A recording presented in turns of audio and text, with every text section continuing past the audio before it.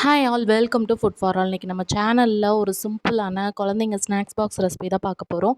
வாங்க எப்படி பண்ணுறதுன்னு பார்க்கலாம். ஃபஸ்ட்டு அதுக்கு ஒரு மிக்ஸி ஜாரில் நான் கொஞ்சமாக ஸ்வீட் பொட்டேட்டோ அதை பாயில் பண்ணி வச்சுருந்தேன். அதை ஆட் பண்ணிவிட்டு கூடவே ஒரு கரண்டி போல் கோதுமை மாவு ஆட் பண்ணிக்கலாம். அது கூட ஒரு 4-5 கேஷ்யூஸ் ஆட் பண்ணிவிட்டு ஒரு 2 ஸ்பூன் போல் நாட்டு சக்கரை ஆட் பண்ணிக்கலாம். நீங்கள் நாட்டு சக்கரை இல்லைன்னா கருப்பட்டி தூள் இல்லைன்னா வெல்லம் இல்லைன்னா சுகர் கூட ஆட் பண்ணிக்கலாம். இப்போ இதை மிக்ஸ் பண்ணுறதுக்காக ஒரு 1/4 டம்ளர் போல் தண்ணி ஊற்றி நல்லா மிக்ஸ் பண்ணிக்கோங்க. ஃபஸ்ட்டு மிக்ஸியில் மூடி போட்டு நல்ல ஒரு ஃபைன் பேஸ்ட் மாதிரி அரைச்சி எடுத்துக்கலாம். நீங்கள் தேவைன்னா பால் ஊற்றிக்கலாம். பால் ஊற்றினா டிஃபன் பாக்ஸுக்கு பேக் பண்ணால் மேபி கெட்டு போகிறதுக்கு வாய்ப்பு இருக்குது. மேக்ஸிமம் தண்ணி ஊற்றியே மிக்ஸ் பண்ணுங்கள் லஞ்ச் பாக்ஸுக்கெலாம் கொடுத்து விட்றதா இருந்தால். இதே நீங்கள் வீட்டில் மார்னிங் பிரேக்ஃபாஸ்ட்டுக்கு செய்கிறீங்கன்னா பால் ஊற்றியே மிக்ஸ் பண்ணிக்கலாம். இப்போ நம்ம தோசைக்கல் நல்லா சூடானதும் லைட்டாக எண்ணெய் ஸ்ப்ரெட் பண்ணிவிட்டு நீங்கள் இந்த மாதிரி பேன் கேக் குட்டி குட்டியாக ஊற்றி எடுத்துக்கலாம்.